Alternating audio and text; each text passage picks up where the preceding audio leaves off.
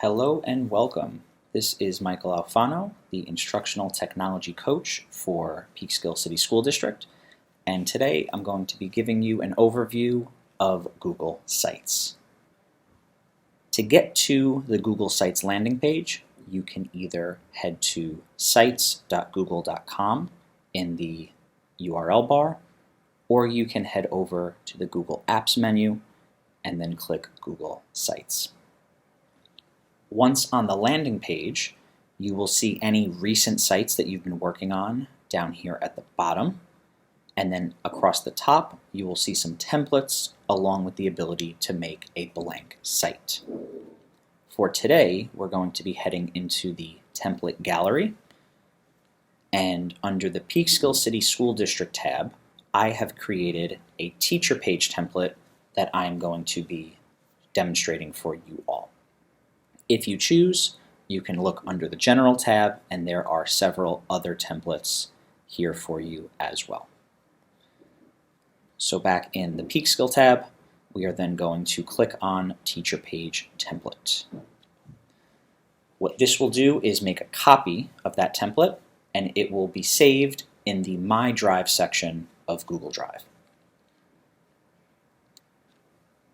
Once this page opens up, we will see that we are now on the home page of our website. We know that we're on the home page because there is this white bar below the tab that says Home. So we're going to start by just editing what's already here. We're going to keep this video simple, and then there will be another video about more advanced uses and creation later on. So to title your web page, you can go ahead and just select the text in the text box, and you can delete that and start typing. So here we might write Mr. Alfano's class page. To get out of the editor, just click somewhere away from that box and it will disappear and save automatically. Down at the bottom, I've added a text box where you can simply select the text, delete, and edit it as you wish. You will have all sorts of text editing tools that should look very similar in any other text editing software like Google Docs, for example. The next page we're going to take a look at is the About Me page. You'll notice on this page that the background image is different than that first page. If I head back, we'll notice that this one was a chalkboard faded in the background. On this page, we have more of an oceanfront view. To change that, we can simply click on Change Image, and we can either upload our own or select an image. From here, we have a number of different options, but I personally like the gallery because they're high quality images, and I know that they're also sized perfectly to be a banner.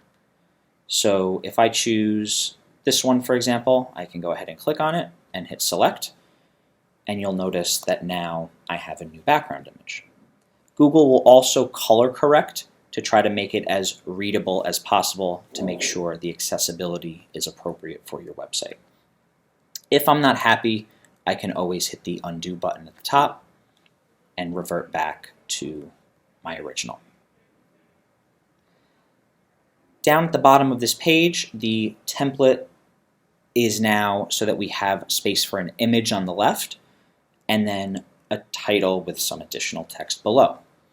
So to add an image, we can click on the plus sign here, and we have a number of options here. I'm going to go ahead and choose Select Image, and I'm going to choose this cover photo here. So I will go ahead and click and then hit Insert. You'll notice that the image is right now forced to fit into the size of this box here. You can use these handles here to change the size of the image in order for it to fit. But what I recommend is instead of cropping, I would use the uncrop button. And by clicking that, it will then uncrop my image and it will resize to fit and allow the entire thing. On the side here, again, you can go ahead and add your name, along with some other fun facts and information. Feel free to edit those as you wish. The next page is Google Classroom. In this page, for right now, I have some example classroom codes that you may want to put on your website. You can change this text, so I might want to put technology, maybe I'm teaching period 2, and perhaps my code is something different. I can go ahead and edit these as I wish. If I no longer need a section, just by hovering on it, there is a delete section button. I can go ahead and delete sections. I can delete as many as I want. If I do want to make another section that's just like it, I can use the duplicate section icon and it will make an exact copy. The last important thing here is maybe you want this section on top, for example. There are some very hard to see dots right here at the side. If you hover your mouse, you will get some arrows. You can then click and drag sections and you'll see these blue bars appear. That's where it's going to get placed once you release your mouse. So you can go ahead and rearrange those as you wish. Under grading policy, here we have an example of one of the layouts that you can see on the right side of the screen. In particular, that's this layout here in the second row, second column. And we've just chosen 3 images and then some text headings for each section and then the percentages. Feel free to change these as well. So maybe you want to put projects there and you could change the percentages if you wanted to. Maybe this is 50, this is 40, and that's 10.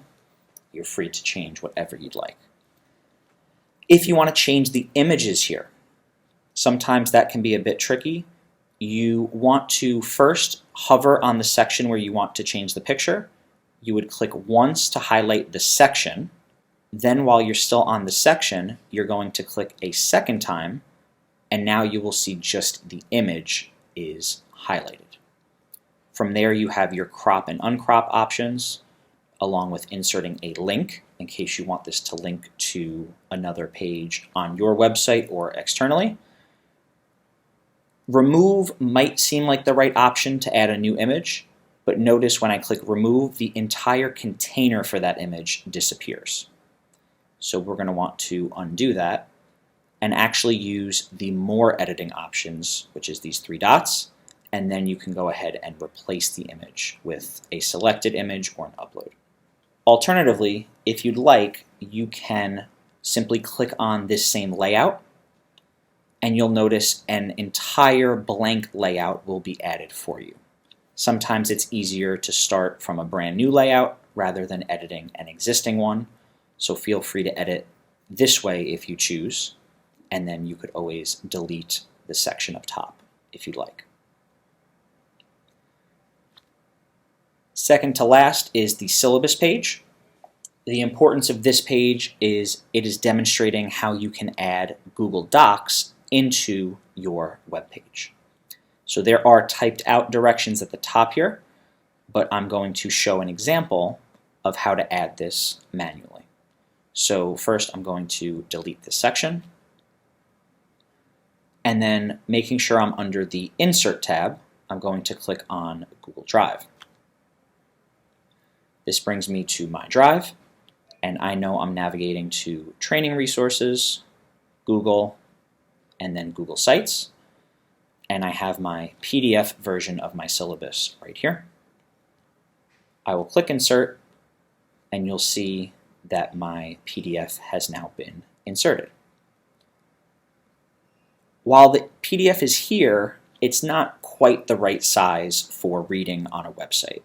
So what you can do is use these blue dots here to resize. So I'm going to use these guidelines that appear just to line the width up.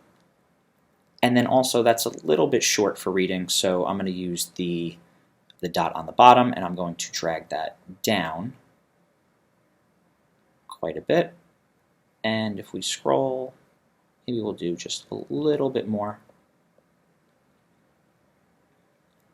And that seems like an appropriate container size for this document. Even though you see this scroll bar here, while you're in edit mode, you will not be able to scroll the document.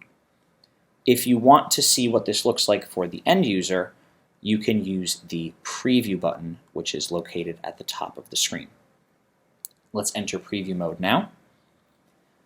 And we'll be taken to a preview of what this website will look like once it's published. We can now scroll down and see that there is a document here, and we are now able to scroll through the document right within the website. I want to note that if you want to scroll the contents of the entire page, notice how my cursor is over here in this white space on the side. I'm on a laptop, so I'm scrolling using the side in this empty space.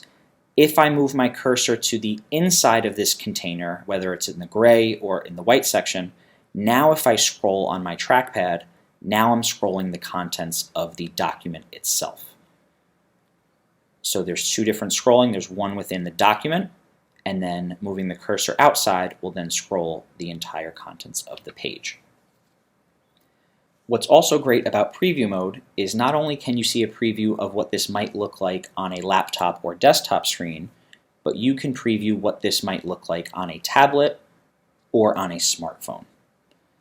So to preview on those two different devices, we can simply click them. I'd like to head over to the grading policy page to demonstrate this feature. Notice here how we have the three images that are arranged left to right.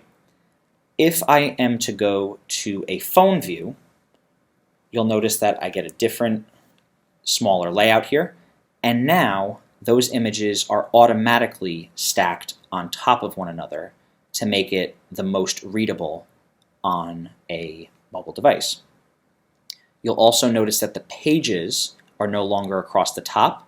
They are now hidden within this sidebar menu. This all happens automatically depending on the device the user is looking at your website from. If we head to the tablet view, you'll notice it's a little bit bigger, and now the images are arranged side by side, and now we have just a few pages that can fit at the top, and Google Sites automatically creates a section called More, where these other pages will be hidden. More is not an actual page or section, it's something that happens automatically if you are on a particular device. Heading back to a laptop or desktop view, we can see everything is arranged how we had it before. This is the blank template that we had added previously, so do remember to remove any blank templates before publishing your website. You can go through your entire website in preview mode, and once you are done previewing, just click on the X here to exit preview mode.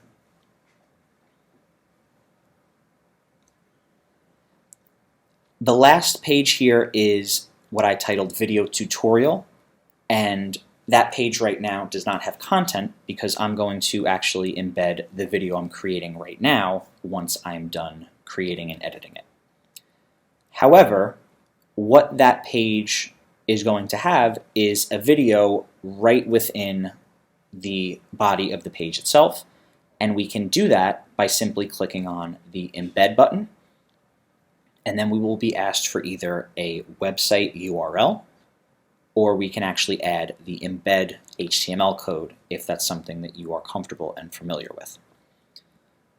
So what I will most likely do is upload this video to YouTube, and then I will take the link and copy it into here, and you will see at the time of watching that you will have a video under the video tutorial section of the page.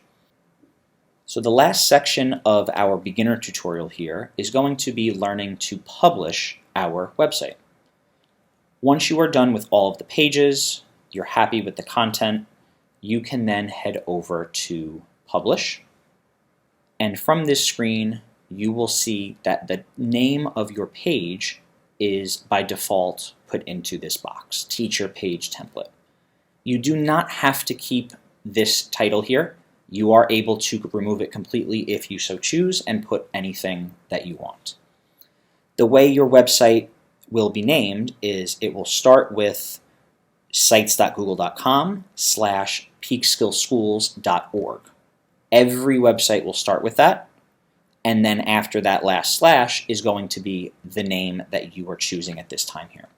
So if I wanted to choose my cool website, my website URL would be sites.google.com/peakskillschools.org/mycoolwebsite. You are not allowed to put spaces, so if you try to hit the space key, you'll notice it actually puts a dash in there for you, since websites cannot have spaces. You are also not allowed to put any special characters like periods, apostrophes, or any other punctuation. So try to avoid those. Only dashes and numbers are also allowed. The last thing to keep in mind is the website addresses are going to be peak skill wide. So what I mean by that is if I were to choose the name teacher page template,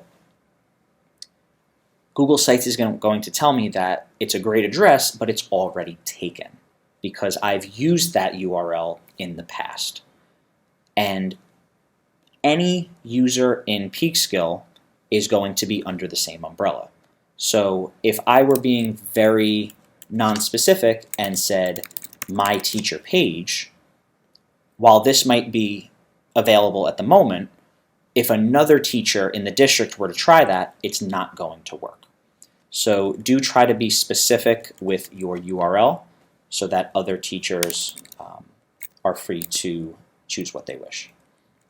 So here I'm going to choose teacher page template, and then I'll just put -2.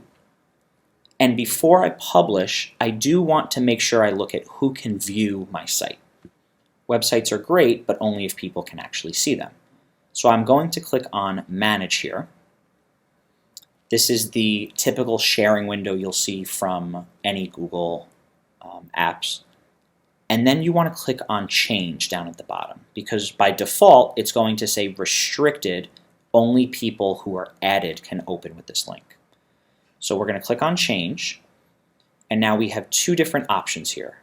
We have drafts, which I recommend leaving restricted, but then your published site, we want to not be restricted. We want that to be public, meaning anybody on the web can look at this website.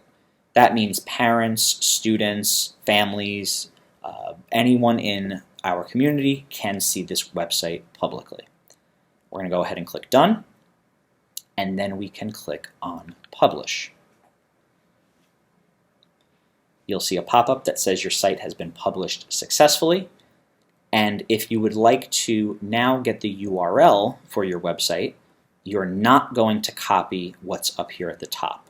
You're going to click on the Copy Published Site link right here on your page. I recommend making sure that you are on your home page before you do that, and then click on Copy and Copy Link. Now if you open a new tab and paste, you'll notice that it's the same website that we were just looking at, sites.google.com, peakskillschools.org, and then what I had named it, Teacher Page Template 2. Once I click, I am now brought to the published version of my website. We can click around as we normally would, and we can interact as intended. The edit button that you see down at the bottom here will only show up if somebody with editing rights is looking at the website. So because I created the website and I'm looking at it, I have a shortcut here to edit the website. Anybody else that does not have those rights will not see this button. No need to worry.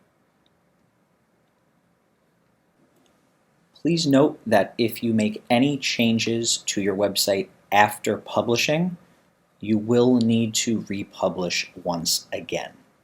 So for example, let's say we wanted to change the title of this page to title, and let's also say that we wanted to head into pages, and maybe we wanted to delete the video tutorial page because it's not existent just yet.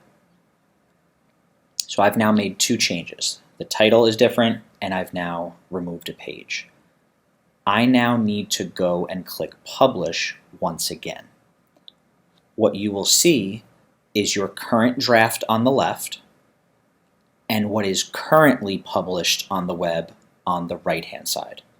So you'll notice the changes. I've updated the home page, and it makes a green box to show me that the title is different.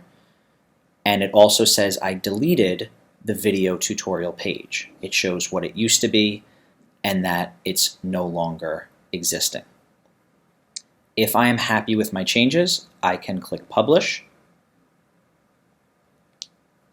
And now my new changes will reflect publicly once somebody else views my website. So those are the basics of setting up your teacher page for the Peekskill City School District. If you have any additional questions or you wish to learn more about this, you can always reach me via email, and my email address is malfano@peekskillschools.org. Thanks for watching.